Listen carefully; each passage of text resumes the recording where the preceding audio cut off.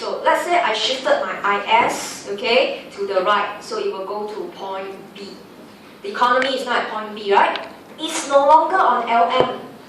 Intuitively, money demand is no longer equals money supply. But a lot of you don't do that one. All of you just, oh, IS shift right, that's all. But actually, you are not on LM, means money demand is not money supply, and they must adjust. So you must be very careful. Okay? So similarly, when we put down Y star 1, alright, we're trying to say that aggregate supply equals aggregate demand. Okay? Alright? So for goods market, adjustment is very simple. As long as investment change, alright, consumption and AE change, income will change. This is the very difficult one. Like I showed you, if IS were to shift right, okay, right? A lot of students didn't know the money market was disequilibrium. They only know IS shift right, income increase. They are actually analyzing only goods market. Okay, so when we do ISLM, we're going to cover in a moment, be very careful. ISLM is not two lines intersect and full stop. It's not the line shift up. It's not. It's always about money market and goods market. And at the adjustment that is very complex came from money market. So I want to reiterate, okay, if you have not studied your money market, which is page 27 and 28 of topic 4, you have not covered page 20 to 25 of topic 5, you have to start. If not, you literally cannot do ISLM, you cannot do topic 6, you cannot do topic 8 at all. Alright, okay, so a lot of people take LM curve for granted. They just say, oh, I study IS 10 already. Actually, you can't. Everything is interrelated. Okay, so that was what the model is about. So let's turn to page 27. Okay, so exam question to do ISLM model will look like this. The question will look terribly long, just like economic growth questions. But they can be repeated every year. Okay, and again, because if it is calculation in nature, the question usually don't change much. Okay, but if you look at this question, you will not know it is ISLM because it was not stated. Not like Solo's role model, tutorial 2, right? Literally the question says, alright, using the Solo's role model. Here, you can't tell. So where are your clues? The clues is, number 1, prices equals to 1. P equals to 1 means P is fixed. It means you are in short run. Economy is always in short run first. Okay, ISLM can only work in the short run. It cannot be used for long run purpose. Long run, you must use ADAS. Okay, but the second clue that tells you it's ISLM is here. You have goods and money market. Right? Okay? So when you do exam question on this topic, you must again read the question. You cannot expect examiner to guide you, hold your hand throughout. So at many instances, students came and tell us ISLM didn't come up for the exam.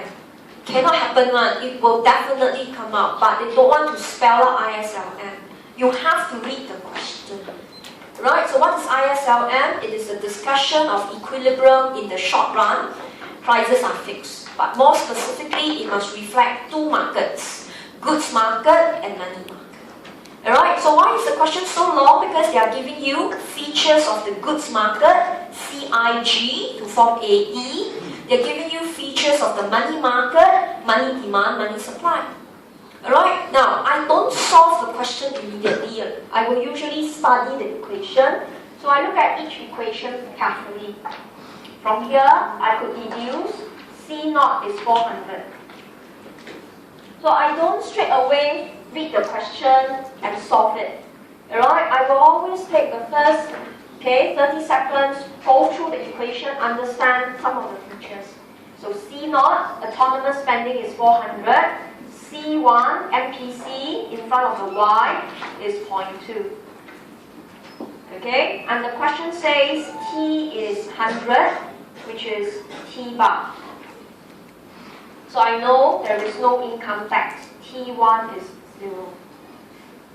Alright, unlike what we did just now when we derived IS, I gave you the features about C1 positive, B1, etc. So now it's the opposite. They gave you the equation, you determine the features. Okay, so second equation, I bar is 80. Alright, B1 is 0.5, B2, be careful, don't put in the minus. These are all coefficients, they are all values. You put in minus, it goes wrong. Okay, and from here I know my G bar is 100. So from here, I can find my A bar. Alright, I know that no matter what, I need IS that comes from AE equals to Y. And the AE will always have expanding. So I must be careful. 400 minus 20 is 0.2 times T bar. Then plus 80 plus 100. So I will get 560. Right? So I don't hurry through. I already know my concept.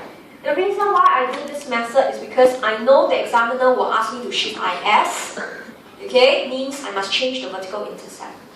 So I don't attempt every exam question not knowing what's happened. I always know what is happening.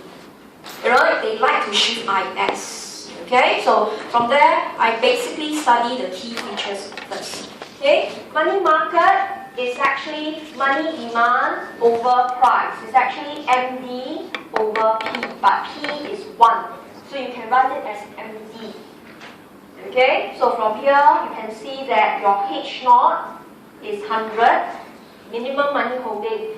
There's no income, no interest rate, you will still hold money, 100. Okay, your H1 is a 1. Okay, and your H2 is a 50. Now, this is against the real world. In the real world, H1 must always be bigger than H2. But they already say consider an economy, so it's fictitious. So you use the features given in the question.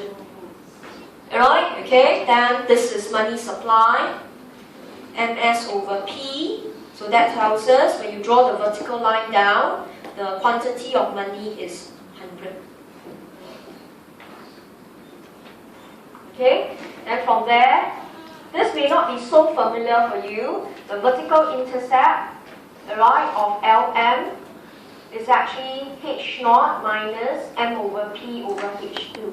Straight away you can see, if your H0 is exactly quantity of money, your vertical intercept is 0.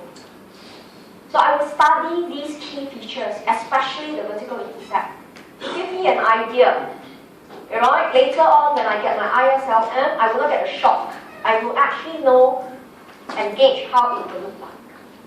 Okay, so today's lecture I will only cover the first 3 parts. Next lecture, then I'll do the next 3 parts. Okay, the first 3 parts is calculate equilibrium income and interest rates. How do you calculate? It means you must solve IS equals LM. Right, okay, and describe your solution with the graph. Okay, so give you the answer, part A. Right, so of course, find IS. Right, which we are familiar, which means find AE, find Y equals to AE. Okay, and you will get your IS. Okay, so I'm only giving you the solution. I'm not going to write up for you.